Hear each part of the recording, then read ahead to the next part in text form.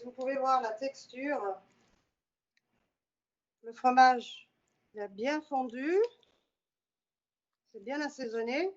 Je sens vraiment le citron qui ressort, j'adore. Voilà. Je vais vous expliquer à quel moment je viens ajouter la chapelure.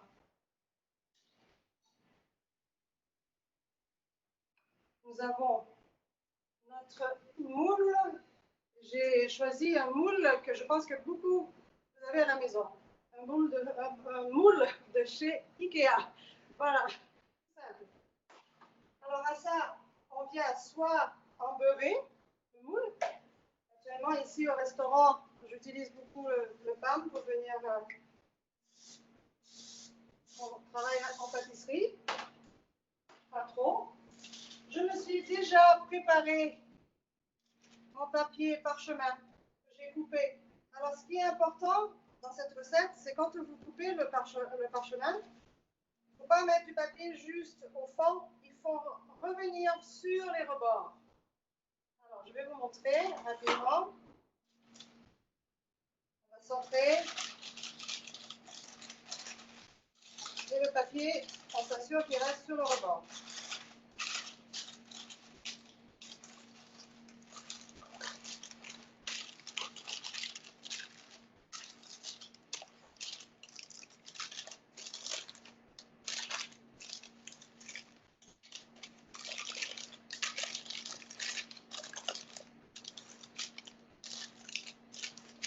Il y a une raison pour pourquoi on veut que ce soit plus haut que le rebord. Comme on n'a pas de pâte au fond, il faut être capable, après la cuisson, de venir tout soulever et déposer sur une assiette. Voilà, alors c'est notre moule qui est prêt. C'est ici qu'on vient verser maintenant le riz.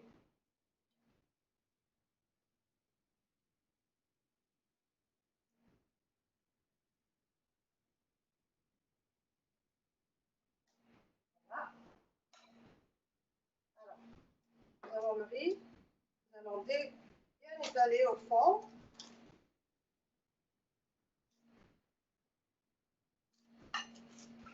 Là encore, je vais vous donner un peu d'autres suggestions, parce que dans votre riz, vous pouvez ajouter du safran, vous pouvez ajouter des herbes, ou vous pouvez venir ajouter des épices.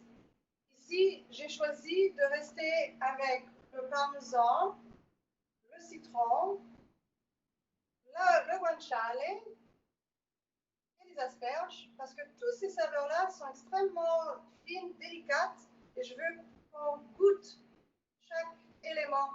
Alors c'est pour ça que je n'ai pas trop voulu ajouter. La cuisine, c'est quelque chose qui doit être réfléchi. Voilà. Maintenant, c'est la base qu'on va prendre et on met au four. On cuit à 350 pendant 20 minutes. Avant de mettre au four, j'ai ma chapelure que je viens saupoudrer sur le dessus. Alors, cette chapelure va agir comme élément qui va faire adhérer l'appareil que je vais mettre par-dessus. Et en plus, on aura un petit croustillant. Voilà.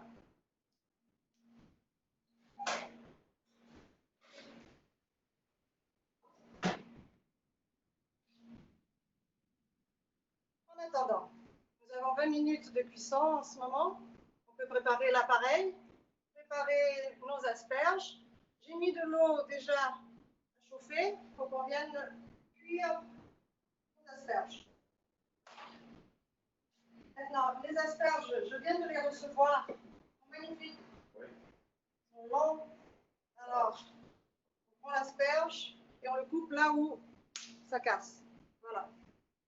C'est la partie qu'on utilise.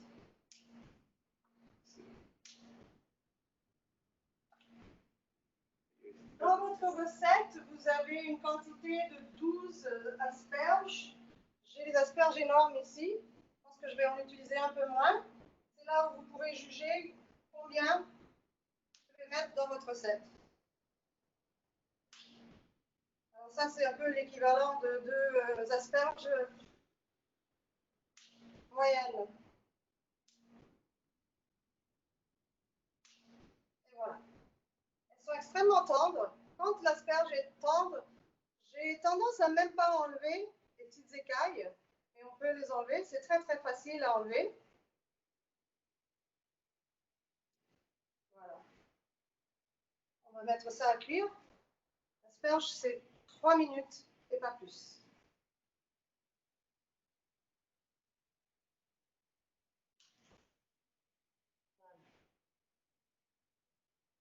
Je vais juste voir où est arrivé mon couteau.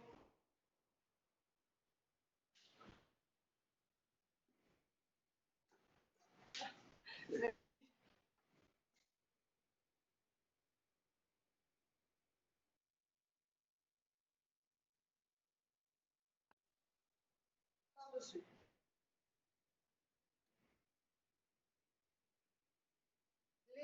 Les bouts des asperges, on les garde, on les nettoie, on fait une soupe avec. On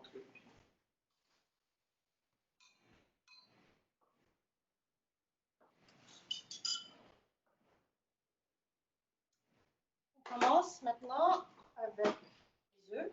Dans la recette, il y a 3 œufs. C'est des œufs de ferme que j'ai choisi. Il faut quand même qu'on reste avec des produits locaux.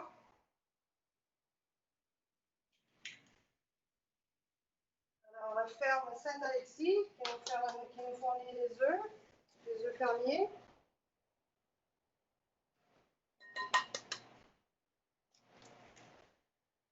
C'est un appareil qui est extrêmement simple.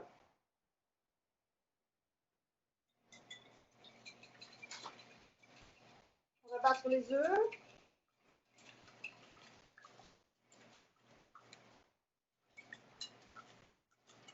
Et à ça, on vient ajouter la crème, le lait, l'assaisonnement. Alors, j'ai mon lait, la crème.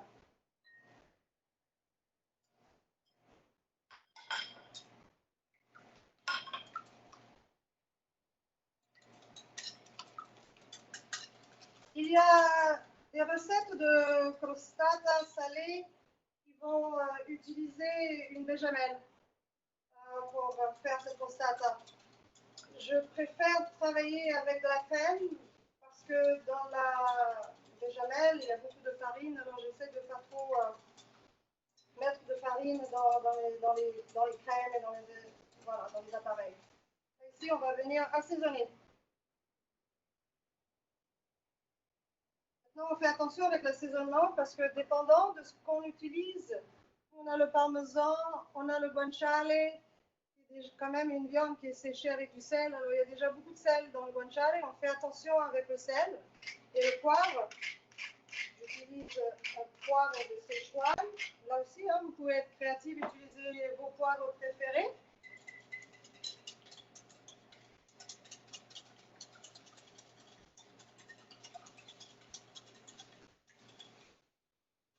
On peut venir ajouter des herbes si on désire. Un peu de persil, un peu de ciboulette. Comme j'ai dit au tout début, j'ai choisi de rester avec une base simple. Il y a vraiment tous les éléments que j'ajoute à cette crostata. Voilà. L'appareil est prêt. On la met de côté.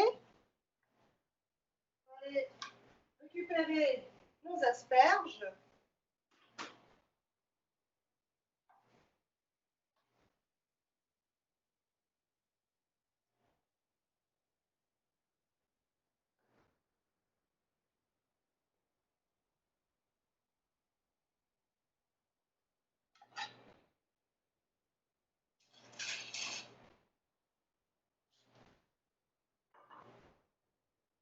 Alors, quand on travaille rapidement, qu'on a fait la recette, je préfère ne pas mettre mes asperges dans l'eau.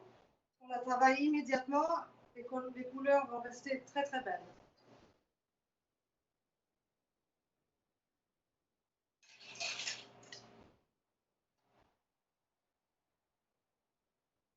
asperges, on va la couper en morceaux. C'est chaud.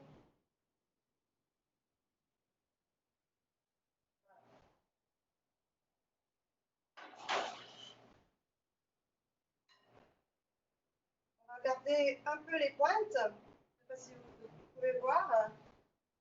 Et je coupe un peu de travers comme ça.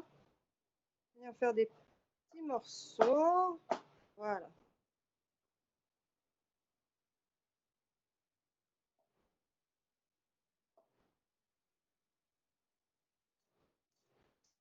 La couleur est magnifique.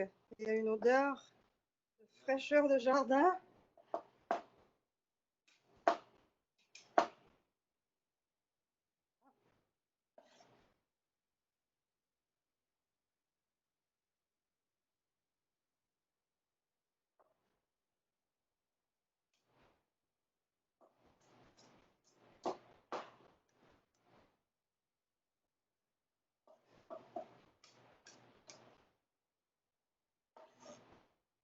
C'est une recette qui peut facilement accompagner une grillade.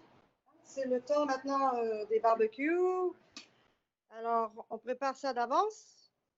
On a les invités. Attention, pas plus que 10 personnes. Et on a la crostata déjà prête. On la coupe, on la met au milieu de la table. Je vais vous faire voir la présentation.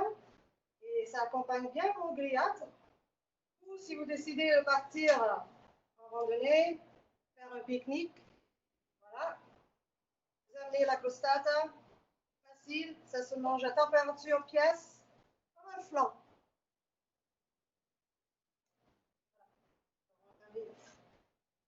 Dernière asperge.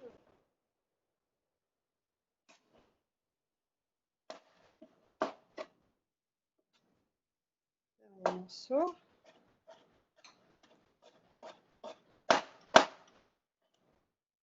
Voilà.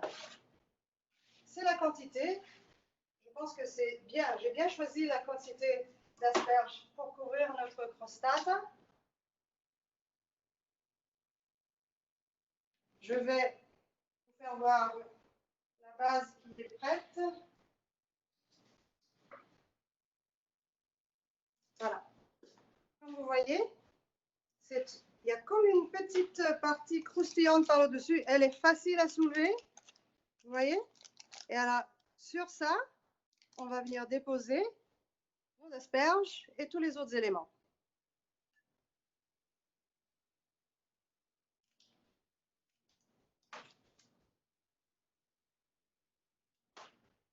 Nous avons nos asperges. Vous pouvez les asperges les faire revenir dans une poêle avec du beurre. J'ai préparé le beurre ici, mais vous savez, il y a quand même assez de crème, de fromage. Si vous